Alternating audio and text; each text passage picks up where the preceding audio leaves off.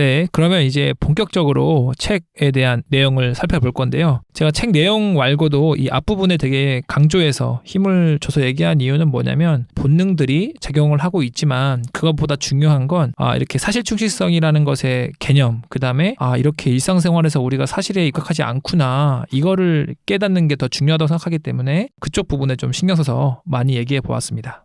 이 책에서는 총 10개의 본능을 이야기하고 있어요. 간극 본능, 부정 본능, 직선 본능, 공포 본능, 크기 본능, 일반화 본능, 운명 본능, 단일 관점 본능, 비난 본능, 다급한 본능입니다. 그래서 이 10가지를 좀 본격적으로 좀 살펴보려고 합니다. 이 본능명이 저기 무엇이고 우리 일상생활에 보여지는 것들이 어떤 본능이지? 이렇게 연결 짓는 건 사실 큰 의미는 없고요. 이렇게 여러 가지가 작용하고 있다라고 보시면 될 것 같습니다. 그래서 간단하게 본능별로 소개를 좀 해드릴 거고 어떤 본능이고 그거에 대한 예시가 뭐가 있는지, 그 다음에 해결책들이 다 있는데 해결책도 간단히 설명을 드릴게요. 이런 거 얘기하다 보면 혹시 여러분들 중에서 저희 패널들 중에서 이거 우리 일상생활에 내가 최근에 본 거 요거 같은데 요것도 요건가요? 라고 한번 같이 이야기해보면 좋을 것 같아요.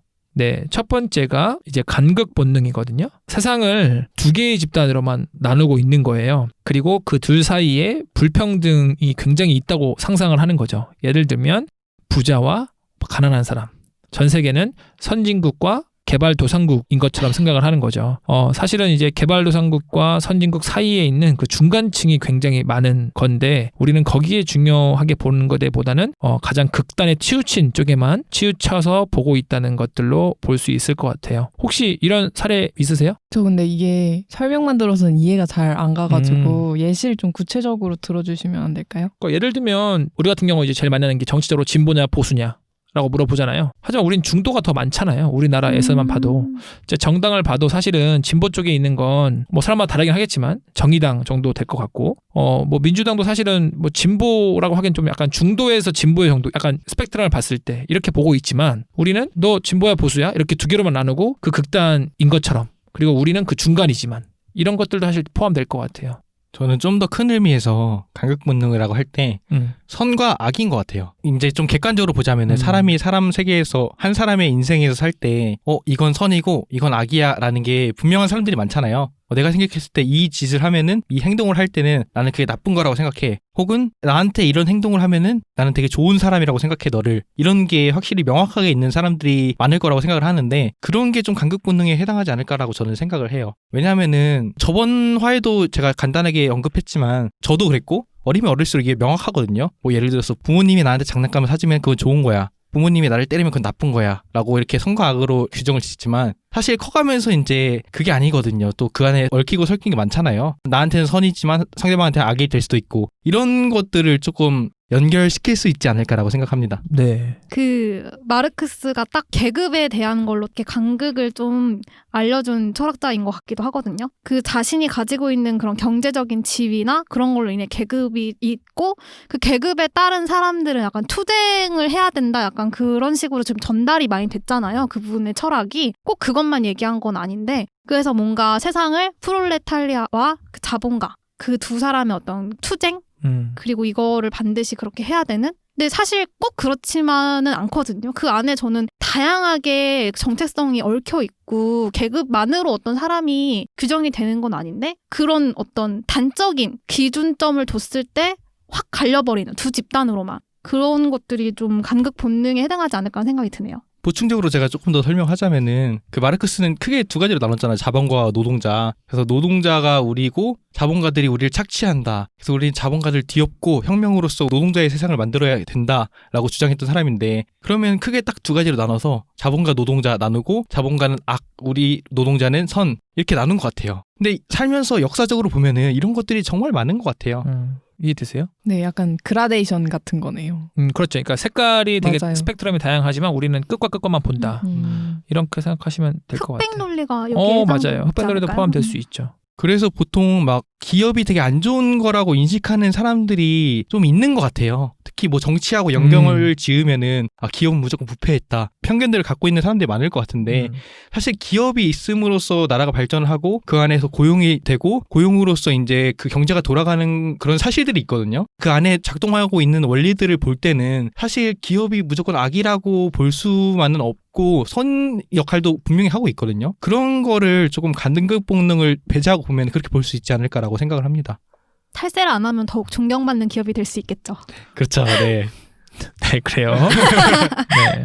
다음은 이제 두 번째로는 이제 부정 본능이에요. 그러니까 우리는 주로 좋은 것보다는 나쁜 것에 주목하려는 성향이 있죠. 우리가 뭐 좋은 것보다는 싫어하는 거, 자극 그런 것들에 주목하다 보니까 과거를 좋은 기억이 있는데 그걸 약간 더 안 좋은 기억이 더 강하게 기억하고 있는 것들, 헤어졌을 때 사랑했던 것 추억도 있지만 안 좋은 것만 추억하는 것 같은 것도 포함될 것 같아요. 그리고 언론인들이 그런 걸 통해서 이제 선별적으로 보도를 하는 거죠. 이 정권에 좋았던 것도 있는데 안 좋은 것만 얘기를 했을 때 우린 그 안 좋은 거를 더 기억하려고 하는 거죠. 그래서 예를 들면 세계는 점점 어떻게 변하고 있는가? 사실 더 좋아지고 있는데 점점 더 나빠진다 이렇게 생각하고 있는 겁니다. 사람들은 세계가 점점 불평등해지고 안 좋아질 거라고 생각을 하고 있지만 이런 언론들이 부정적인 거에 포커스를 맞추고 있지만 실제로 이 작가는 되게 좋은 사례들을 많이 얘기를 하면서 세상이 좋아지고 있다고 말을 하거든요. 질병으로 인해서 죽는 사람들이 줄어들고 있고 영화 같은 경우도 볼 수 있는 게 옛날에 없었지만 지금은 영화도 되게 다양하게 볼 수 있고 이런 것들 선택의 삶이 되게 풍부해졌다라고 말하고 있어요.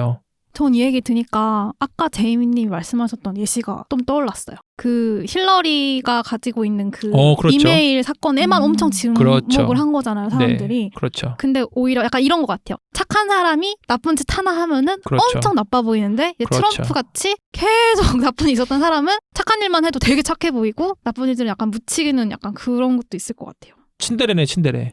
그러니까 오늘 나쁜 짓 하는 애한테는 와 착한 일 하면 야 쟤도 저런 면이 있었어? 맞아요. 하지만 착한 일 하다가 안 좋은 일 하면 이거 저거 봐 원래 저럴 줄 알았어 막 이렇게 하는 이러고. 것들 또 사실은 물어봐야 돼요. 팩트입니까? 세 번째로는 직선 본능이 있어요. 우리가 추세를 예측할 때 되게 미래 같은 경우 있죠. 미래를 예측할 때 굉장히 직선적으로 올라갈 거라고 예상을 하는 거예요. 그러니까 앞으로 세계 인구가 어떻게 될 것이냐 라고 봤을 때 점점 올라간다고 급진적으로 올라가다 보니까 점점 올라가서 뭐 지구에 뭐 인구가 과밀될 거다라고 예측하고 있지만 사실은 그게 아니라고 얘기를 하고 있어요. 유엔의 이제 인구 전문가들이 말하기에도 계속해서 애를 많이 낳지 않을 거다. 왜냐면 지금의 애를 많이 낳는 나라라고 생각하는 그런 나라들도 점점 이제 선진화되고 의료 체계가 높아지고 하면서 애를 안 낳기 시작이 될 거다. 그래서 인구가 그렇게 직선처럼 늘어나지 않을 거라고 말을 하고 있습니다. 그러니까 발레를 들면 나이가 들수록 키가 커지잖아요. 어릴 때부터. 근데 그 키가 커지다가 나이가 들수록 이제 멈춰버리는데 그런 거에서는 멈췄다고 생각을 하는데 왜 우리가 미래 예측할 때 특히 인구 쪽에서는 직선으로 생각하느냐라고 반론을 하고 있어요. 그러면서 S곡선도 있고 낙타혹 같은 모양의 곡선도 있으니까 그런 직선에 너무 매몰되지 말아라 라는 거죠. 그 다음 네 번째를 보면요. 공포 본능이에요. 이게 사실은 요즘 많이 유행하고 있죠. 공포를 이용해가지고 두렵다고 이제 위기를 조성해서 약간 세계가 점점 안 좋아지고 있다. 음모론 이런 것들인 것 같아요. 아까 마크님이 잘 얘기해줬죠. 요즘 되게 전쟁, 폭탄 테러 때문에 세계가 점점 더 위험해지고 있다라고 생각을 하고 있지만 사실 전쟁 그래프를 봤을 때 점점 이제 희생되는 사람의 인구수는 적거든요. 전쟁하는 횟수가 줄어들다 보니까 우리나라만 봐도 사실은 전쟁으로 의해서 죽는 사람들이 군인들 말고는 없잖아요. 그리고 뭐 항공기가 되게 위험하다라고 생각하고 있지만 실제 항공기보다는 교통사고로 인해서 죽는 사람들이 훨씬 더 많죠. 근데 이제 항공기 무섭다고 하니까 아까 자연재해도 마찬가지예요. 자연재해의 태풍이나 막 쓰나미 이런 것 때문에 사람들이 많이 죽을 거라고 생각을 하고 있지만 실제는 요즘은 예측이나 이런 방어를 잘해서 대비를 잘해서 덜 죽고 있다라고 말을 하고 있습니다. 그래서 그런 거를 좀 잘 봐야 된다라고 말하는 것 같아요. 혹시 이런 거에 대해서 경험하신 거 없으실까요? 지금 유행하고 있는 코로나 바이러스가 이거의 한 종류라고 보는데 네. 물론 이제 공포 본능 덕분에 조금 더 예방을 하고 이 확진이 조금 더 줄어드는 건 사실인 것 같아요. 근데 이제 더 나아가서 이게 왜 문제냐면은 공포 본능 때문에 그 사람을 차별하면 안 된다고 생각을 하거든요. 이제 그걸 예방하고 조심하는 거 좋지만 뭐 예를 들어서 중국인이 지나가는데 마스크를 안 했다. 쟤는 왜 중국인인데 마스크 안 해? 라는 그런 편견이 생길 수도 있어요. 이 공포 본능 때문에. 맞아요. 그게 이제 문제라고 저는 생각을 합니다. 그렇죠. 공포 본능은 그 다음에 있는 크기 본능이랑 같이 한번 코로나 사건을 좀 더 얘기해 보려고 하거든요. 크기 본능은 뭐냐면요. 비율을 좀 봐야 되는데 비율을 안 보고 숫자로만 본다는 거예요. 숫자를 되게 부풀리게 본다는 거죠. 자, 예를 들면 지금 코로나 현재 우리나라 몇 번 확진자가 나온지 아세요? 27번째까지로 오늘 아침에 봤는데. 네, 오늘 아침 그 존스 홉킨스라는 대학에서 실시간으로 전 세계 코로나 바이러스를 카운팅해주는 사이트가 있어요. 그래서 그 사이트를 보니까 오늘 월요일 기준으로 봤을 때 현재 우리나라가 27명이거든요. 굉장히 많잖아요. 크기로 굉장히 많다고 생각하지만 실제 전체적인 비율로 봤을 때 우리나라는 굉장히 적은 편이에요. 무슨 말이냐면 중국은 현재 4만 명이고요. 그 다음에 싱가포르가 우리나라보다 인구수 적음에도 불구하고 43명, 홍콩 36명, 타일랜드 32명이에요. 그러니까 이런 걸로 본다면 우리나라가 사실 대비를 좀 잘한다고 볼 수도 있어요. 인구수 대비를 봤을 때 가장 가까운 나라지만 잘 방어하고 있다라고 볼 수도 있는데 우리는 그런 게 보지 않고 숫자로 24번, 막 27번 이렇게 하면서 계속 확진을 두려움을 크게 만들고 이걸 또 정치적인 프레임으로 쓰고 있다는 거죠. 그 하루에 교통사고로 인해 사망하는 사람이 10명 이상이거든요. 근데 사실 그런 거는 누구도 신경 안 쓰잖아요. 근데 지금 확진자, 그 사망자도 아니고 확진자만 이거 27번째 나왔는데 그것도 이제 하루 만에 나온 것도 아니고 이제 몇 주에 걸쳐서 이렇게 나왔는데 그걸 가지고 전 국민이 이제 공포에 떨고 있잖아요. 그렇죠. 그런 거 자체가 이제 공포 본능에서 비롯된 게 아닐까라고 생각을 합니다. 네. 그래서 이 공포 본능과 크기 본능을 같이 합쳐가지고 지금 코로나 사태를 볼 수 있을 것 같아요. 그래서 마크님이 사실 말하고 있는 게 더 정확하죠. 실제 코로나보다 더 중요한 건 음주 사건, 음주운전, 그리고 교통사고 정확하게 지켜야 되는 거 이런 거를 더 오히려 해야 되는 반면에 우리는 지금 이런 공포를 조장하고 있는 거죠. 저는 공포 본능 관련해서 한 가지 생각나는 사례가 있는데 우리나라가 이제 전후부터 계속 이제 북한과의 그런 대치 구도를 이용해서 언제 전쟁이 일어날지 모른다 이런 식으로 되게 공포 본능을 이용한 교육들 아니면 뭐 언론적으로 홍보를 하는 그런 일들이 되게 많았잖아요. 근데 예전에는 사람들이 북한과의 긴장 상황이 발생을 하면 뭐 전시를 대비해서 응급 구호 물품들을 쌓아둔다든지 아니면 구입을 해놓는다든지 그런 게 있었는데 최근 몇 년간은 그런 상황이 발생을 하더라도 사람들이 되게 뜨뜨미지근한 반응을 보이더라고요. 정말로 전쟁이 일어날 수도 있는 건데 점점 무뎌지는 게 부작용이라고 생각을 해요. 책에서도 나오는데 약간 양치기 이야기잖아요. 계속 늑대다 이러니까 사람들이 이제 안 믿는 것처럼 맞아요. 공포를 계속 조장하면 이제 그 사람들이 안 믿는 문제점도 생길 수도 있죠. 실제 위급한 거에서는 안 할 수도 있다는 사례가 될 수도 있을 것 같아요. 네, 그 다음은 6번째로 일반화 본능에 있어요. 사실 이게 제일 많죠. 제가 봤을 때는 제일 많이 쓰이는 것 같고 쉽게 우리는 범주화하고 일반화하려고 하는 것 같아요. 하지만 간극과의 약간 차이점은 저는 좀 헷갈리더라고요. 간극은 세상을 우리와 저들로 나누는 거고 일반화는 나눴지만 우리가 저들을 다 똑같은 사람을 생각하고 있다는 거예요. 그러니까 간극은 나누는 거. 하지만 일반화는 저 나눠진 사람들은 다 저럴 것이다. 라고 생각하는 걸 일반화라는 거죠. 그래서 이제 이거에 대한 해결책은 정말 저 범주가 맞는가라고 생각을 해봐야 된다는 건데 뭐 예를 들면 저는 이제 이런 거 볼 수 있을 것 같아요. 태극기 부대 같은 경우 우리들이 갖고 있는 일반화 본능을 본다면 보수 진영 쪽이고 굉장히 이제 말도 안 통하고 박근혜 아직도 석방하라고 하고 이런 사람들을 우리는 일반화하지만 실제 그들이 다 정말 그럴 것이냐라고 고민을 좀 해봐야 된다는 거죠. 이런 건 많지 않나요? 일반화 사례는? 엄청 많죠. 그때 예멘 난민이 되게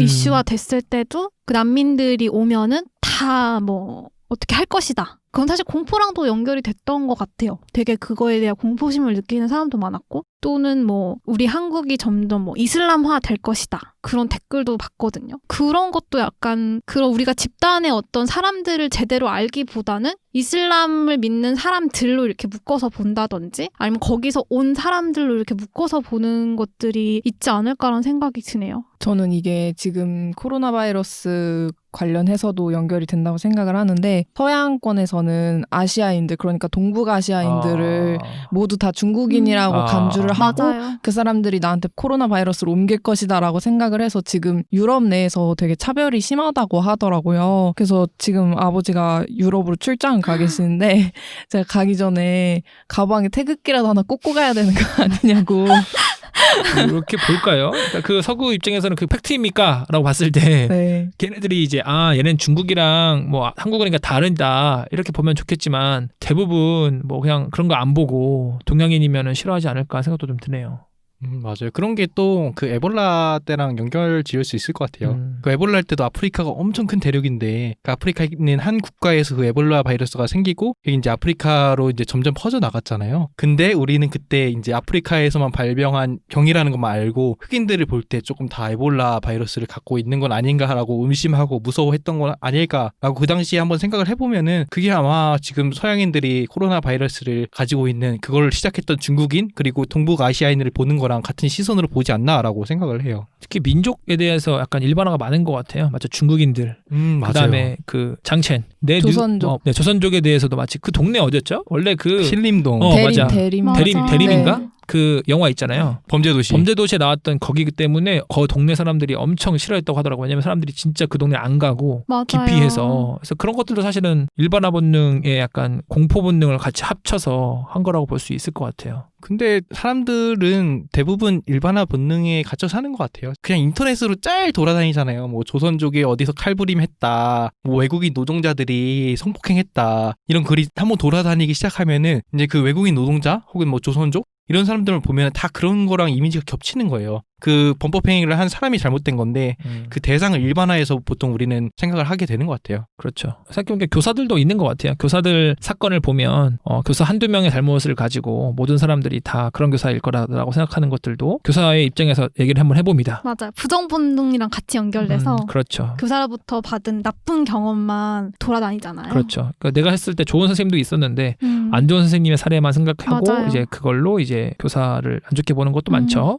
네, 그 다음에 7번째인가요? 운명 본능이 있습니다. 이거 타고난 운명이다. 타고난 특성이 사람, 국가, 종교, 문화의 운명을 결정한다고 보는 거예요. 예를 들면 이제 아프리카는 운명적으로 그런 애들이기 때문에 우리를 따라잡을 수 없어. 라고 말을 하고 있는 거죠. 요거에 대한 해결책은 되게 쉽습니다. 아버지한테 아버지가 어렸을 때 어땠는지 물어보고 할아버지한테 물어보면 돼요. 그러니까 우리나라 같은 경우는 할아버지 때는 되게 힘들었던 세대지만 지금 되게 잘 살고 있잖아요. 그러니까 이렇게처럼 운명이 아니다라고 생각하면 되는데 우리는 그 운명에 갇혀 있다고 보는 거죠. 이런 건 되게 유전자로 많이 얘기하지 않아요? 약간 뭐 유전자의 힘이다 막 이러면서 그것도 있죠. 막 똑똑한 사람 밑에선 똑똑한 사람만 나오고 뭐 잘생긴 사람 밑에선 잘생긴 사람만 나오고 막 이런 유전자의 문제다 막 이런 게 돌아다니는 글 보면은 되게 운명론적이고 약간 그런 걸 넘을 수 없다? 이렇게 생각하는 사람도 있더라고요. 또 잘생기면 뭐 다 된다 이런 거 있잖아요.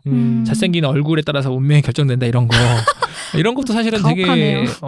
그런 것들 본능을 좀 자극하는 거라고 볼 수 있죠. 사실 역사를 보면 좀 알 수 있지 않을까? 왜냐면은 계속 그 어떤 역사적으로 우위만 있었던 민족이나 나라는 많지 않잖아요? 계속해서 그 지배 세력이라든지 인종, 국가 이런 건 쭉 바뀌어 왔으니까 앞으로도 충분히 바뀌고 지금 있는 게 그렇게 결정적이고 바뀌지 않을 거라고 생각하지 않을 수 있는데 그런 역사의 흐름을 보면은 좀 더 팩트를 체크할 수 있지 않을까라는 생각이 드네요. 좋은 방법인 것 같아요.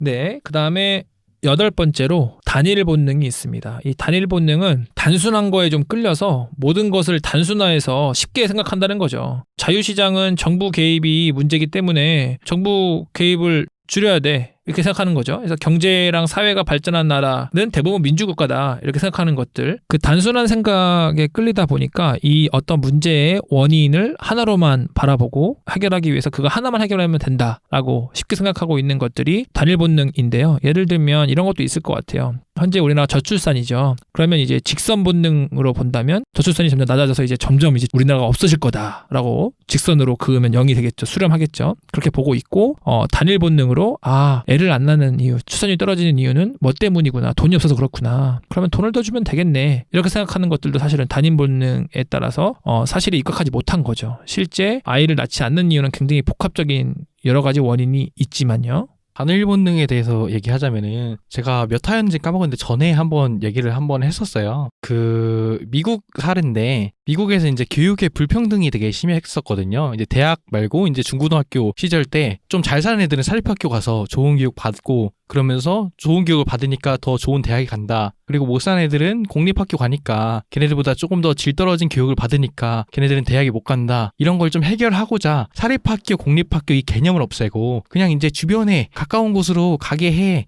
사립학교, 공립학교 개념을 없애자. 그러면 불평등이 해소될 거야. 라는 단일적인 시각만 보고 그렇게 했어요, 실제로. 사립학교, 공립학교 개념 없애고 그냥 집 주변에 있는 가까운 학교로 보내게 이렇게 정책을 했는데 그렇게 해결하니까 또 다른 문제가 발생한 거예요. 그러니까 이제 학군이 생기기 시작한 거예요. 좋은 학교 근처로 이제 부자들이 이사를 가기 시작하는 거예요. 그게 사실 단일적으로만 보고 그 문제를 해결하려고 했는데 그 방법이 또 다른 문제를 낳고 사실 그런 경우가 세상에도 되게 많은 것 같아요. 단편적인 예로서 최저임금 올리자 해서 그 올리면은 이제 더 잘 될 거야 하고 올렸는데 또 그 속에서는 뭐 자영업자들이 좀 힘들어하고 얽히고 설킨 게 되게 많잖아요. 이런 것들을 좀 단일 본능하고 연결시킬 수 있을 것 같습니다. 좋네요. 그래서 이제 좀 다양한 관점으로 봐야 한다고 말을 하고 있고요. 9번째로는 비난 본능을 말하고 있어요. 의도적으로 원인을 누군가한테 돌려서 비난하게 만드는 거예요. 원인을 좀 단순하게 보려고 실제로 복잡한데 그걸 마치 그 한 사람한테 돌려서 마치 그 사람이 다 문제인 것처럼 예를 들면 이제 항공기 추락의 원인이 여러 가지 원인이 있겠지만 졸았던 기장애 때문이다. 이 사람만의 문제로 하고 있는 거죠. 세월호도 마찬가지라고 볼 수 있을 것 같아요. 세월호 사례에서 마치 선장만 문제인 것처럼 그 배의 중량을 뭐 하지 않았던 것들, 지키지 않았던 것들, 그 다음에 배의 여러 가지 구명 보트나 이런 것들을 채우지 않았던 것들, 이런 것들도 물론 얘기하고 있지만 그런 것들보다는 저 세월호 선장만 문제인 것처럼 바라보는 것들도 포함될 것 같아요. 그 다음에 이산화탄소 배출을 제일 많이 하는 건 인도랑 중국인데 이 사람들이 사실 제일 많잖아요, 인구수가. 이거를 크기 본능으로 비교해 본다면 제일 많지만 1인당 이산화탄소 배출량으로 본다면 우리나라랑 미국이 꽤 높은 최상위권이거든요. 그럼 우리 두 개의 나라가 문제지만 전체적인 양을 봤을 때 이 인도와 중국에만 비난하는 것들도 포함될 수 있을 것 같습니다. 마지막 본능인데요. 마지막은 다급함 본능이에요. 지금 당장 빨리 해야 돼. 이렇게 다급한 본능을 자극해서 틀린 판단을 하도록 하는 건데 기후난민 같은 경우도 되게 다급한 것처럼 조장을 하고 있는 것들도 여기 사례에 나오고 있습니다. 그래서 지금 코로나가 사실 제일 이슈다 보니까 코로나로 봤을 때 지금 당장 뭐 빨리 뭐 마스크 대란이다 이렇게 말하면서 하는데 혹시 마스크 사는데 힘드셨어요? 아니, 안 힘들었어요. 저는 원래 갖고 있던 마스크 있어서 저는 딱 막차를 탔어요. 그래서 배송을 받았죠. 근데 주문 취소된 사람도 많다고 하더라고요. 전 그냥 약국 가서 샀어요. 저도 약국에도 있던데. 아 정말요? 네. 약국 가서 그냥 이거 주세요. 네. 그냥 사가지고. 편의점에도 좀 있었거든요. 그러니까 저는 충분히 있었던 것 같은데 인터넷에서는 뭐 뉴스에서는 뭐 몇십만 개 뭐 사재기. 가져가 사재기 한다고 막 다급하다고 지금 사야 된다고 막 지금 빨리 해야 된다고 이렇게 말하는 것들도 사실을 충실하게 못하게 하고 있는 것이라고 이야기합니다. 그 다급한 본능 그 나폴스님이 자주 언급했던 거 아니에요? 사교육이 문제예요. 그렇죠. 막 이런 거. 그렇죠. 그러니까 그 사교육 같은 경우는 다급함과 함께 공포 본능을 자극하죠. 빨리 해야 됩니다. 그 다음에 지금 안 하면 뒤처집니다. 맞아요. 맞죠? 지금 지금 강남 애들은 이렇게 하고 있는데 맞아. 그것도 사실은 일반화 본능이죠. 그러니까 이런 것들에 대해서 전 이걸 딱 들으니까 제가 말하고 있는 것들에 대해서 굉장히 이제 생각을 해보게 되는 거예요. 많다? 걔네들은? 이런 걸 보면 간극 본능인데 저기서 말하는 걔네들은 너무 범주화 시킨 거 아니야? 이런 생각을 하게 되더라고요. 그래서 되게 피곤해졌어요. 이 책을 읽은 다음에 굉장히 뭐가 사실인가? 그렇죠. 그러니까 사실이라고 할 수 있을까? 다급한 본능 같은 경우는 되게 그 종말론을 얘기하는 사이비 종교에서 되게 많이 사용하는 것 같아요. 그러니까 지금 당장 뭘 하지 않으면은 큰일 납니다. 그러니까 공포 본능도 많이 이용하고 이런 것들이 되게 근데 사실 그 사람들을 빨리빨리 움직이게 하는데 되게 유용하고 빠른 방법이잖아요. 그렇죠. 그래서 이런 것에 있어서 한 번 더 생각을 해보고 좀 거리를 둬서 생각해보는 시간이 사실 되게 중요한 것 같아요. 저는 이 다급한 본능을 보면서 무슨 생각이 났냐면 다급한 본능이 틀린 판단을 하도록 한다고 말씀을 하셨잖아요. 근데 제가 생각했던 건 뭐냐면 이 다급한 본능으로 틀린 판단만을 유도시킬 뿐만 아니라 정작 진짜 지금 해야 되는 일에도 집중을 못하게 만든다고 생각을 하거든요. 그래서 예를 들어서 가령 사회적으로 어떤 이슈가 되는 사건이 있었을 때 국회에선 이거에 관련해서 입법을 하려고 법안을 발의를 하려고 하잖아요. 근데 저는 이런 문제도 물론 지금 처리해야 되는 문제가 맞다고 보긴 하지만 다른 진짜로 개정이 필요한 법안들도 있단 말이에요. 예를 들면 재외국민 국민투표권 같은 경우에는 이미 그게 헌법 불합치가 됐고 그게 이제 더 이상 유효한 법이 아니에요. 그러니까 우리가 개헌을 하려고 할 때 국민투표를 할 수가 없는 거죠. 법이 위헌이니까 없어진 거예요. 근데 이런 게 그 기한이 지났는데도 아직까지 만들질 않았거든요. 이렇게 필요한 법안도 분명히 있는데 이미 기한을 넘긴 법안들도 분명히 있는데 그런 거는 처리를 안 하면서 정말 다급하다면서 이런 사회적으로 이슈가 되는 것들만 집중을 하는 것도 좀 문제가 있다고 생각을 해요. 네, 그 궁금해서 그러는데 그 재외 관련해서 좀 설명해 줄 수 있으세요? 그게 재외국민 국민투표권 같은 경우가 뭐 어떤 면에서 불합치가 됐냐면 국민투표권이 기존에는 재외국민은 대상이 아니었어요. 투표권을 가지고 있질 않았어요. 근데 이제 그게 문제가 되면서 재외국민도 투표권 이 있다는 거죠. 있다는 거를 넣은 법안을 발의를 해야 되는데 아직 입법을 안 한 거죠. 저는 그 다급한 본능 할 때 네. 가장 일상적으로 접할 수 있는 홈쇼핑 생각났거든요. 그렇죠. 맨날 홈쇼핑 때 지금 이 맞아요. 방송 때만 싸게 팔는 거고 이 방송 끝나면 너는 2배의 가격으로 살 거다. 뭐 지금 이제 뭐 10개 남았다. 마지막 1개다. 막 이런 식으로 맞아요. 다급함을 계속 조장해서 사게끔 만들잖아요. 맞아요. 그런 게 단일 홈쇼핑뿐만 아니라 일상생활에서도 뭐 마트나 아니면 인터넷으로 뭐 주문하려고만 해도 이거는 이때까지만 이 가격에 판다. 물량이 지금 이거밖에 안 남아서 너는 지금 당장 사야 된다. 아니면 뺏긴다. 라는 거를 계속 조장하고 있는 것 같아요. 네. 좋은 지적이네요. 제가 혼자 읽을 때보다 확실히 얘기를 많이 하니까 일상생활에서 더 많은 사례를 볼 수 있었던 것 같아요. 우리나라에서는, 그러니까 우리의 일상생활 말고도 우리나라 정치나 우리나라 사회에서 어떤 본능을 좀 많이 얘기해서 진실을 왜곡하는 것 같으세요? 공포 본능을 사실 많이 접한 것 같아요. 어떤 공포가 있었죠? 그 가장 어떤 일반적으로는 북한? 코로나? 북한이 좀 그렇죠. 북한 해가지고 막 이거 하면은 뭐 약간 미군 철수 뭐 이런 문제를 얘기하거나 뭐 국방 통솔권을 다시 한국에 가져오는 뭐 이런 군사적인 얘기를 할 때 항상 되게 강하게 나오는 게 그런 거잖아요. 요즘 애들은 북한군의 위협에 대해서 잘 모른다라고 하면서 북한군의 위협에 대해서 굉장히 크게 얘기하는데 사실 저도 이게 너무 우리가 그 공포심에 무뎌진 것 같다는 생각도 하거든요.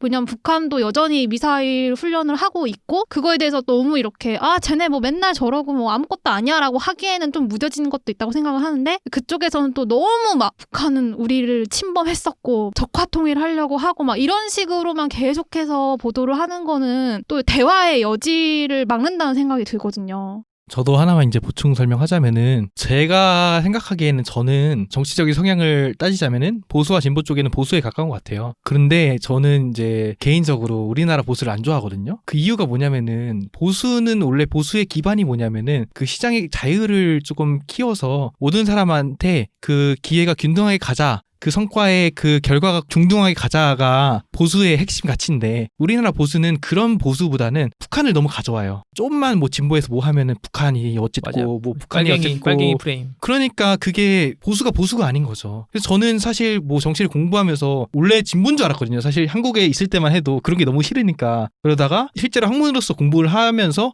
저는 보수 쪽이 좀 더 가깝더라고요. 근데도 아직 이제 우리나라 보수를 보면은 좀 공포 본능을 자극해서 그런 것들이 조금 저한테는 안 맞더라고요. 그렇죠. 그 영화 중에 그 황정민이 북한 가가지고 막 공작원 공작. 거기서 보면은 네. 지금 정치 시즌이 되니까 북한한테 미사일 좀 쏴달라고 해가지고 맞아요. 전쟁하는 것처럼 해가지고 네. 약간 보수 정당 후보가 될 수 있도록 하는 것도 나오거든요. 그래서 그런 거 보면 우리나라가 공포를 좀 자극하는 것 같기도 해요. 저는 일상생활에서는 일반화가 제일 많다고 보는데 저도요. 쉽게 말하면 이제 중국인들 저는 진짜 많은 것 같아요. 애들한테도 교육할 때도 아이들이 그런 집단화, 그러니까 뭐 다문화 가정이라든지 중국인이라든지 그런 가족 집단에 대해서 굉장히 편견을 가지고 있는 것들이 진짜 많은 것 같고, 네, 그래서 그게 제일 문제인 것 같아요. 지역 감정 같은 것도 되게 일반화잖아요. 그렇네요. 자, 그럼 우리 이렇게 좀 이제 책에서 말하고 있는 10가지 사실을 흐릿하게 하고 있는 것들 10가지 본능을 좀 살펴봤는데요. 수미 쌍관입니다. 처음에도 퀴즈로 시작을 했으니까 마지막도 한번 퀴즈로 한번 해볼게요. 청취자분들도 한번 들어보시기 바라겠습니다. 자, 세계 기후 전문가들은 앞으로 100년 동안 평균 기온 변화를 어떻게 예상할까요? A. 더 더워질 것이라고 예상한다. B. 그대로일 거라고 예상한다. C. 더 추워질 것이라고 예상한다. 동시에 한번 해볼까요? 정답. 하나, 둘, 셋. C. A. 뭐야 이거? 와, 네? 다 나왔다. A 누구예요? 저요. A, B, 저요. C. C. 이거는 정답률이 거의 90%에 가까운 건데요. 오잉. A거든요. 아. 더워진다고요? 네. 이거는 지금 이게 제가 마지막에 이걸 한 이유가 뭐냐면 다른 문제들은 정답률이 꽤 낮아요. 한 16%, 8%밖에 안 되는데 이거는 우리나라가 88%에 나와요. 왜 에이미님이래. 제이미님은 A라고 하셨어요? 이거는 맞는 것 같아서요. 네, 그 지금 많이 나오고 있잖아요. 네. 그래서 이제 A라는 거예요. 그러니까 무슨 말이냐면 지금 이 책에서 말하고 있는 건 뭐냐면 우리가 그러니까 너무 지금 의심한 거예요. 너무 사실을 의심했기 저 때문에. 네. 살짝 옹호하자면 전 네. 투머로우 생각을 했어요. 네. 왜냐면 지구 온난화가 심해지면은 결국에는 자연재해가 나올 수 있다는 그렇죠. 건가요? 약간 빙하기가 오거든요. 영화 투머로우 보시면은 네. 멀리 갔네요. 네.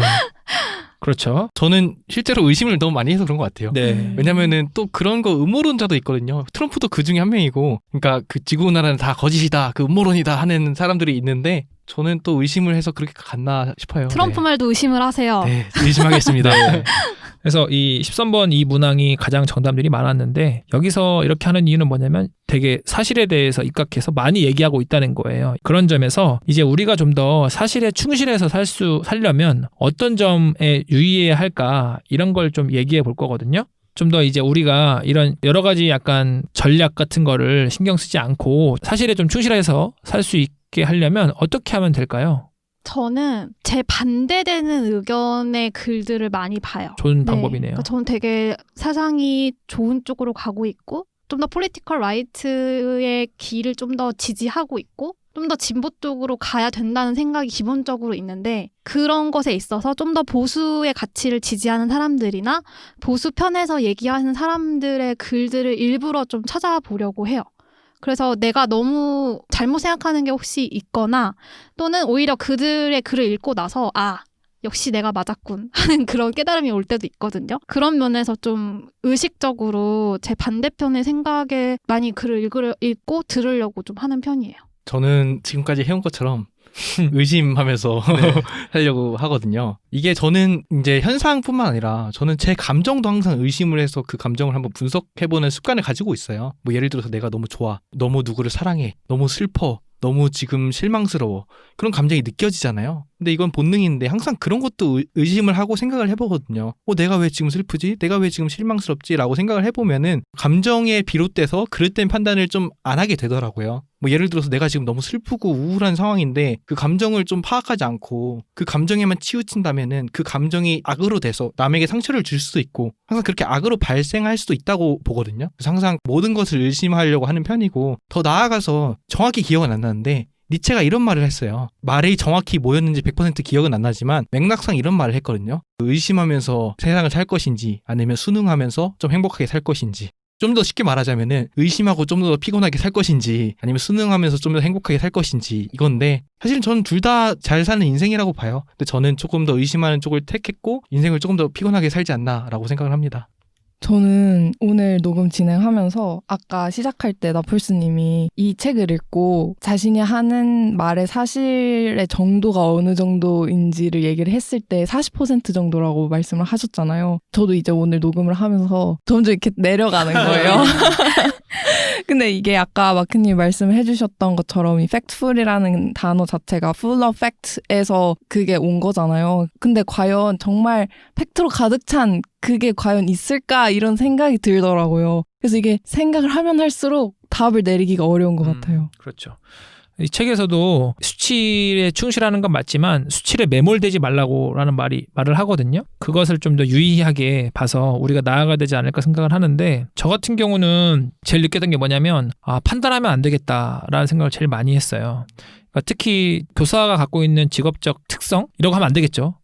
이것도 일반화니까 팩트입니까가 아니니까 제가 경험으로 봤을 때 선생님들 제 주변의 선생님들은 주로 아이들을 판단하려고 하거든요. 순간적으로 딱 판단해서 이 문제를 해결하려고 하고 아니면 이런 성향이 있는 것 같아 라고 하는데 이것들이 굉장히 위험하다라는 생각이 들어요. 무슨 말이냐면 6학년 애들은 마치 뭐 애들이 말 안 듣고 학폭을 많이 일으킬 것 같고 이런 생각을 하지만 작년 저희 학교에서는 6학년이 학폭이 없었고 2학년, 3학년이 한 건씩 있었거든요. 그러니까 이런 거를 봤을 때 이런 사실이 있는데 왜 우리는 빨리 성급하게 판단하려고 할까라는 저의 자기 반성을 꽤 많이 했고요. 그래서 이 책을 읽은 다음부터는 저는 되게 말도 굉장히 조심스러워지고 있고 다른 사람들이 말을 할 때 약간 이거 진짜야? 이거 생각과 사실을 분리하는 것 같아요. 그래서 너무 생각을 말하는 거는 뭐 그렇게 생각이라고 할 수 있겠지만 사실을 말할 때 그 사례나 이런 것들이 진짜일까?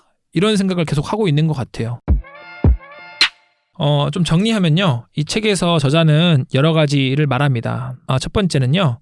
사실과 사실에 기반한 사고법을 가져야 한다고 말을 해요. 그래서 특히 첫 번째 뉴스를 얘기합니다. 뉴스는 극단적인 것들만 이야기하잖아요. 평범하지 않은 것들. 그렇기 때문에 뉴스를 볼 때 비판적으로 봐야 한다고 말을 합니다. 그래서 뉴스가 거짓말하는 게 아니에요. 걔네들이 거짓말하는 게 아니라 한 부분만 말하기 때문에 그게 영향을 미친다는 거죠. 그러니까 마치 뉴스는 다 거짓말이야. 이거는 잘못된 관점이고 뉴스에서 바라보는 관점이 전체에서 부분일 수도 있고 이런 게 있다라고 봐야 한다는 거죠. 그래서 사실을 잘 살펴봐야 하고요. 교육에서도 중요성을 이야기기도 합니다. 그래서 요즘 이제 미디어 리터러시 교육을 굉장히 많이 하고 있는데 애들이 유튜브를 많이 보기 때문에 유튜브 진짜 문제 많거든요. 가짜 뉴스 너무 많아요. 그래서 이제 애들이 선생님 이거 진짜예요? 하는 것들이 많아서 그런 것들에 대해서 이제 진짜 맞는지 뭐 전문가한테 물어보고 이런 활동들도 많이 하고 있거든요. 그래서 이런 교육을 좀 더 해야 되지 않을까라고 저자는 말을 하고 있습니다. 그러면 좀 마지막인데요. 정말 책을 많이 읽거든요. 빌 게이츠 같은 경우는. 은퇴 후에 빌 게이츠는 굉장히 멋진 삶을 살고 있는데 제 개인적인 생각입니다. 빌 게이츠는 왜 이 책을 모든 미국 대학생들한테 졸업생한테 줬을까요? 여러분들 생각은 어떠십니까? 저 같은 경우는 제가 사춘기 때 또는 20대 초반에는 되게 냉소적이었어요. 약간 사회 문제 너무 많고 다들 막 왜들 이렇게 생각하는지 모르겠고 다들 잘못 생각하고 있고 막 그러면서 좀 비관적인 생각을 많이 했거든요. 근데 그러면서 오히려 노력을 더 할 수 있는 분야에 대해서 못했던 것 같아요.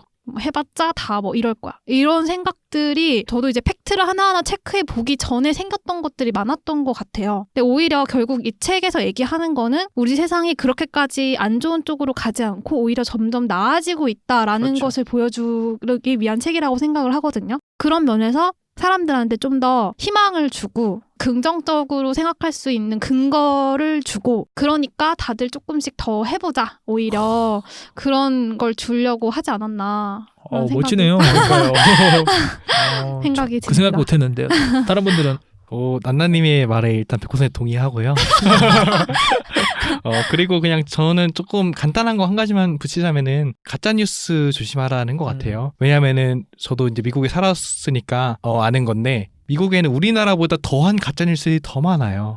정말 많은데 그런 가짜뉴스들에 휘둘리는 사람도 정말 많거든요. 특히 미국은 이제 개인의 표현의 자유가 정말 중요하고 보편적으로 널리 퍼져 있는 국가이기 때문에 그런 가짜뉴스를 보고 실제로 막 거리에 나와서 시위하는 사람들도 너무 많고 하는데 그런 현상들을 보고 조금 객관화해서 팩트를 중심으로 세상을 봐라라고 조금 교훈을 주기 위해서 이 책을 대학생들한테 선물해줬던 게 아닐까라고 생각을 합니다. 저는 팩트도 팩트지만 자기 주관을 가지라는 의미도 되게 큰 것 같아요. 어쨌든 어떤 사실이 있든 100이면 100 다 조금씩은 다른 주관을 가지게 될 거잖아요. 근데 어쨌든 가장 중요한 거는 사실에 기반을 한 자기 주관을 가져야 된다는 거 아닐까라고 생각을 했어요. 제가 세 명의 빌 게이츠와 이야기하는 느낌이네요. 저는 그냥 책이 좋아서 빌 게이츠도 공부 좀 해라 이런 느낌으로 해서 준 게 아닐까 생각을 했는데 역시 세 분들은 다르네요. 정리를 좀 해보려고 합니다. 이 책, 빌 게이츠가 추천한 책이기도 하고 이 세계적으로 테드에서도 많은 인기를 끌고 있는 이 팩트플리스라는 책을 가지고 한번 살펴봤어요. 우리는 얼마나 세계를 왜곡된 입장, 극적인 세계관으로 세계를 바라보고 있는가를 문제제기를 시작을 해가지고 그런 왜곡된 세계관을 갖고 있는 10가지 본능들 를 이야기하고 그 10가지의 다양한 사례들과 뭐 해결 방안 이런 것들을 이야기하고 있습니다. 그리고 마지막으로 세상을 살아가기 위해서 사실을 어떻게 바라봐야 하는지에 대한 답을 내놓으면서 우리들한테도 사실 충실성 있게 살아가 보라고 용기를 내주는 책이라고 생각을 하는데요. 이렇게 책 소개를 마치겠습니다. 또 뭐 해야 되나요? 이거 어떡하지? 그 오늘 노희만님 안 계시니까 어. 나플스님이 해주셔야 돼요. 나보다 좀 제이미님이 합시다. 아, 좋아요. 주제 제시한 분이 원래 하는 거 아니에요? 아니 원래 청취자 입장에서 난나님을 추천합니다. 그래. 왜요? 왜요? 청취자 입장으로 리스펙해야 돼 우리는. 오늘도 슬기로운 지식 한 잔에 취하세요. Cheers.